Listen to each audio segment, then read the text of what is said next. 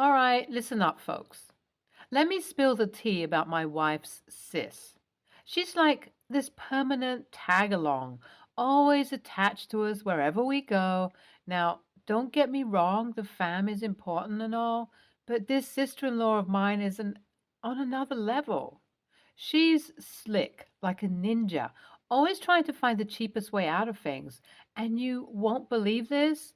She has the audacity to crack jokes about me being a snobby classist. Can you even? But hold up, hold up. I need to set the record straight here. I didn't grow up in some bogey mansion or with a silver spoon in my mouth. Nah. I hustled my way up, made my own name, and built my empire from scratch. So excuse me if I'm not exactly thrilled about constantly footing the bill for my sister in law and her man. Look, I'm cool with treating the family every now and then. It's all about quality time and making memories, right? But here's the deal. It's become a regular thing, like clockwork. Every time we make plans, my wifey just has to include her sis and her hubby. And guess who's expected to be the cash machine? Yep, yours truly. I get it, family loyalty and all that jazz. But let's keep it real. I didn't become the go-to ATM just to fund their little escapades. Meanwhile, my sis-in-law thinks she's the queen of thriftiness, always hunting for the cheapest deals and throwing shade at my spending habits. But here's the kicker, my peeps. Money doesn't define me. I worked my way up, ground hard, and made my own damn bankroll.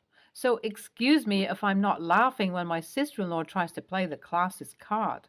I'm just tired of feeling like I'm stuck with the bill while she's smirking like the Cheshire Cat. It's time for my sis-in-law to realize that a free ride has an expiration date. So let me fill you in on the latest episode of The Chronicles of the Penny-Pinching Sister-in-Law. The reason why I'm writing this, brace yourselves, my peeps, because things just got even more outrageous. So get this. My sister-in-law and her man decided to move into my humble abode for some time as their house was being renovated. At first, I thought, cool, they'll have their own space. Here's the deal. Every time my sis-in-law needed to go out, she conveniently decided that my car was the perfect ride for her. At first, she had the decency to ask for permission, which was already kind of annoying. But guess what? After a measly 4 or 5 times, she just stopped bothering to ask altogether. Like, what the actual heck now? I am not a pushover, and I definitely value my personal space and property. So you can imagine I wasn't exactly thrilled about my ride turning into her personal chauffeur service without my consent. I mean, come on, common courtesy is a thing, right? But oh no, my friends, it didn't stop there. She took it to a whole new level of audacity. It became a routine. Whenever she needed to run errands or go somewhere, she just assumed my car was up for grabs. No heads up, no consideration for my plans or schedule, just a blatant disregard for boundaries. Let's be real. I work hard to have the things I do, including my wheels. I'm not about to let someone walk all over me and treat my car like a community vehicle. It's my pride and joy, my mode of transportation, and I'll be damned if I let my sis-in-law turn it into her personal Uber without even a thank you. So it's time to put my foot down. I geared up for serious talk with my wifey, making it crystal clear that my car is off limits to my sis-in-law. Boundaries, my friends, boundaries. It's about time we establish them and reclaim some semblance of sanity in this crazy family dynamic. But my wife, well, she just said I was overreacting. Wow. So after I couldn't take my sister-in-law's car borrowing shenanigans anymore, I made a bold move. Yep, you guessed it. I filed a secret police complaint. I was ready to put an end to this madness once and for all. When my wife found out about the complaint, she went ballistic. She insisted that I take it down, and I was left scratching my head, wondering why she was so protective of her sis. I mean, I get it. Family loyalty and all, but something seemed fishy. Curiosity got the best of me, and I just had to know why my sister in law would be in such deep trouble if the cops dug into her past. So my wife spilled the tea, and let me tell you, it was a mind blowing revelation. Turns out my sister in law had quite a complicated history that could make things go haywire if the authorities started poking around. Picture this. A few years back, before I even entered the picture, my sister-in-law was involved in some serious high-stakes stuff. We're talking about a secret double life, hidden identities, and an underground world that would make even Hollywood screenwriters go, whoa.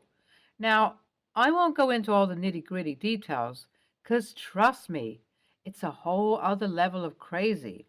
But let's just say that if the cops got wind of her past, it could open up a can of worms that would turn her world upside down.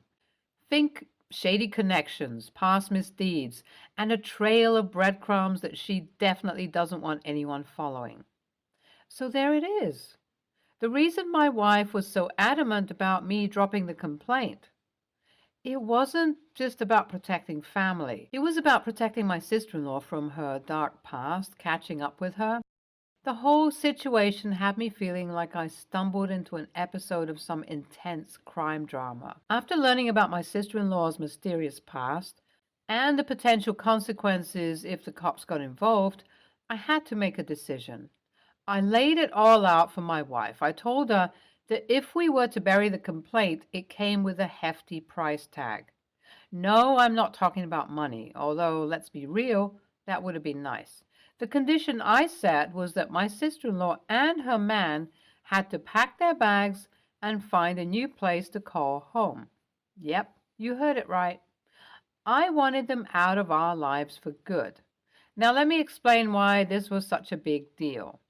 Having them living near us meant constant intrusion, with my sister-in-law helping herself to my car without permission and all that jazz.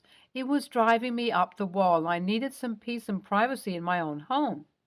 Plus, let's not forget the whole secret past thing. I didn't exactly feel comfortable having someone with such a complicated history in such close proximity. When I presented this ultimatum to my wife, she was torn. On one hand, she understood my frustrations and the need for boundaries. On the other hand, family loyalty was deeply ingrained in her, and she worried about the fallout from our decision. But after some heartfelt discussions and a whole lot of contemplation, we reached a mutual understanding. My wife agreed that it was time for her sister and her partner to spread their wings and find their own place. She recognized the strain it was putting on our relationship and understood the need for some much-needed breathing room. Plus, with the specter of her sister's complicated past looming over us, it felt like the right move to protect ourselves as well. So that's the plan for now. Do you think I'm doing anything wrong? Update 1. So, my friends, the wheels were set in motion. We had a serious talk with my sister-in-law and her man, explaining our decision and the reasons behind it. They were initially taken aback, surprised that their actions had finally caught up with them, but deep down, I think they understood it was time for a change. Fast forward a few weeks and the dynamic in our lives has shifted. My sister-in-law and her partner have found their place, and the distance has brought a sense of relief.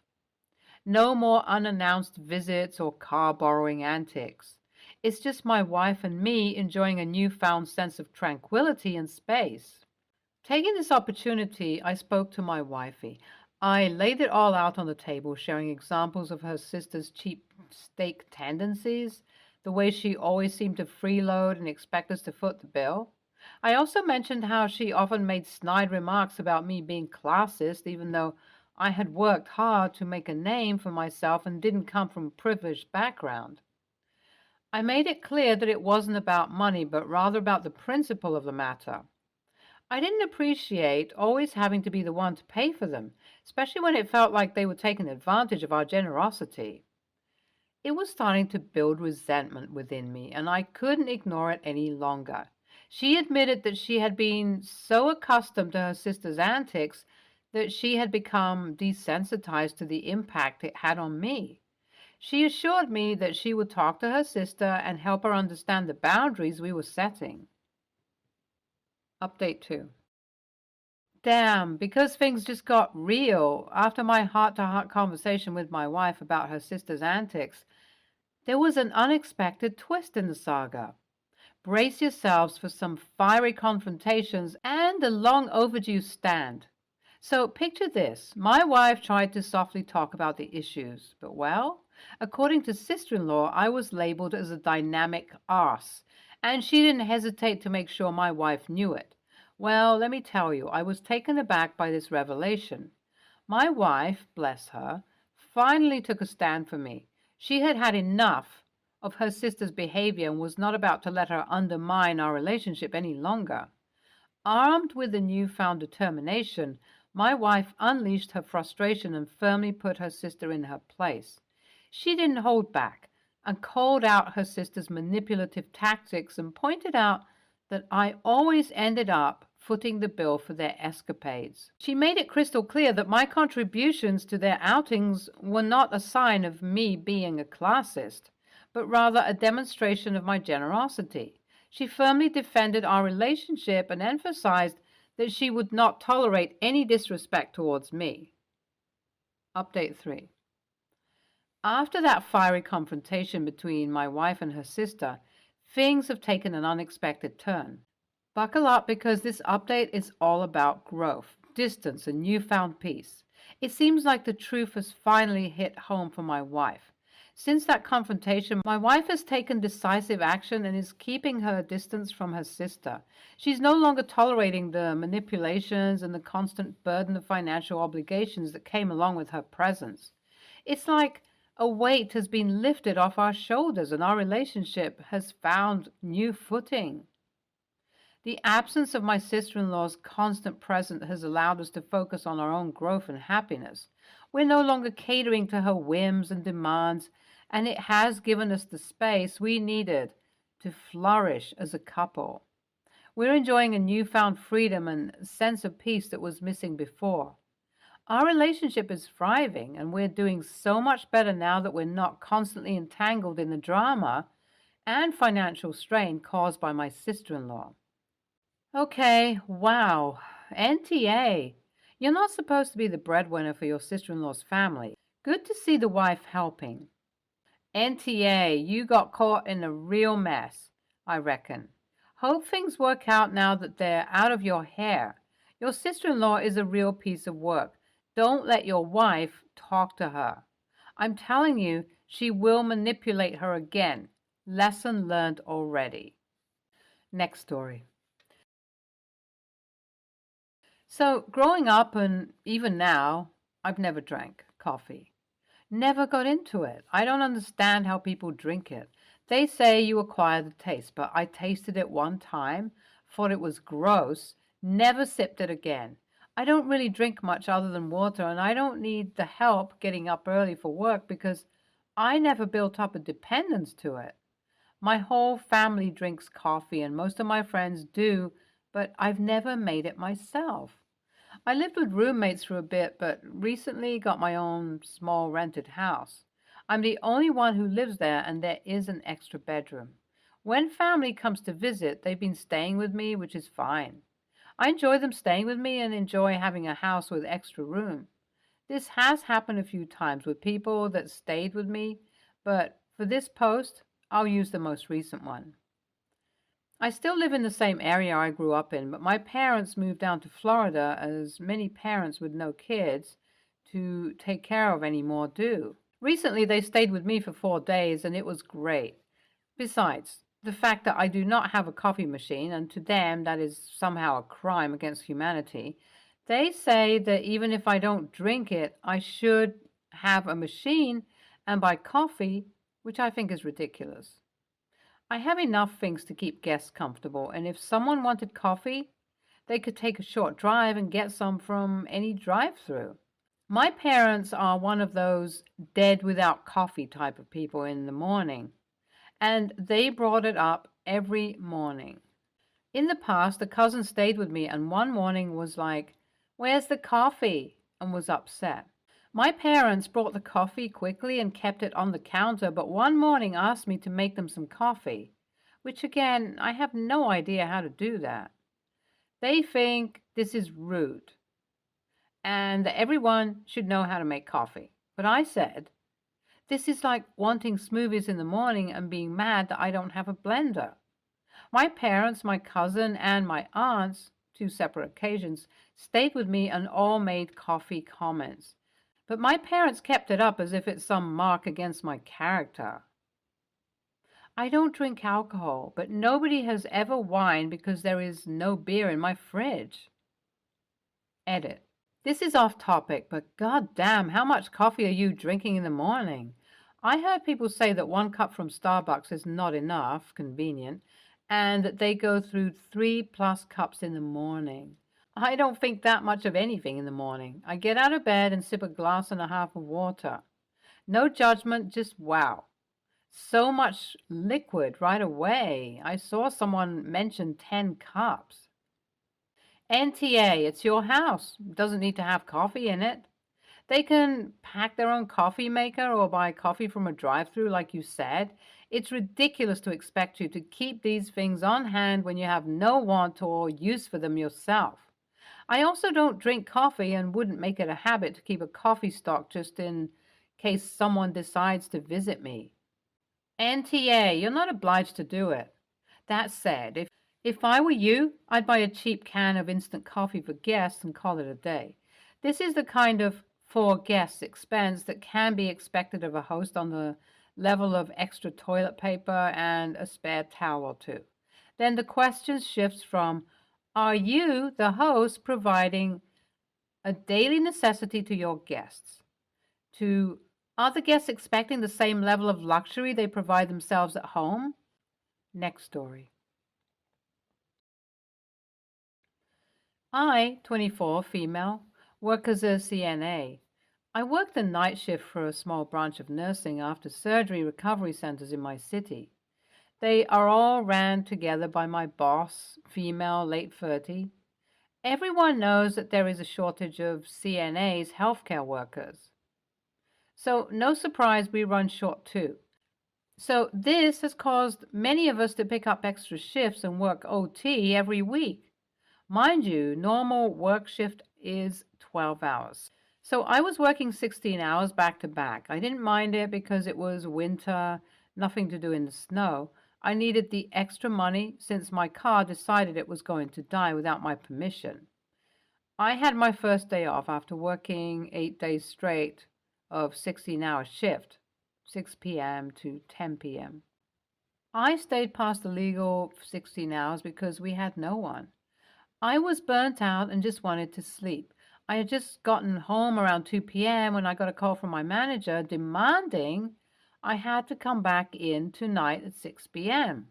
because the other night the girl called in again. I told her no. That's not happening. I'm way too tired to drive, let alone take care of residents handling Norks. She got upset, told me there isn't anything else to cover, and that she delegated this shift to me. I told her, it sounds like you have to cover for once, and I don't get paid enough to figure this out. She was yelling if I don't show up, she's going to write me up and charge me for abandonment. I start to record this conversation with her after she said that.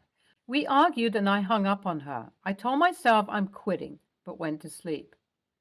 A couple of hours later, I hear a knock on my door. I thought it was my mom bringing my dog back to me, but realized my mom has a key to my place.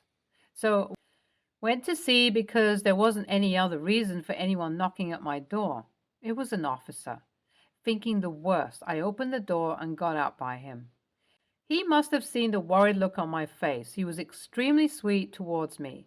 Told me his wife called me if I could give me a lift since I'm on the way, and he started his shift. He was under the impression that I was covering but didn't have a ride to work. Told him it was not needed and explained everything to him. I had my phone on me when the manager called me. I answered and she goes, "Since you were too tired to drive," she got her husband to come give me a ride. He took my phone and said, "We need to talk," and hung up. He gave me my phone, told me to put DND. I told the officer to have a safe shift. He goes, "I get it. Get some rest." I feel bad because he went out of his way to come get me. I'm not on the way for anyone. I maybe should have just sucked it up and gone in. Now they might get into a fight because of me. Now they might get into a fight because of me. Stop putting other people's problems and choices on yourself. Take the recorded message to HR. If they do anything, take the recorded message to a lawyer that specializes in employment law. Print out any timesheets that show you being forced to work beyond 16 hours in a 24-hour period and other violations. Slam the book down hard on this woman. NTA, good luck. Stay tuned for more stories from our girl relationships.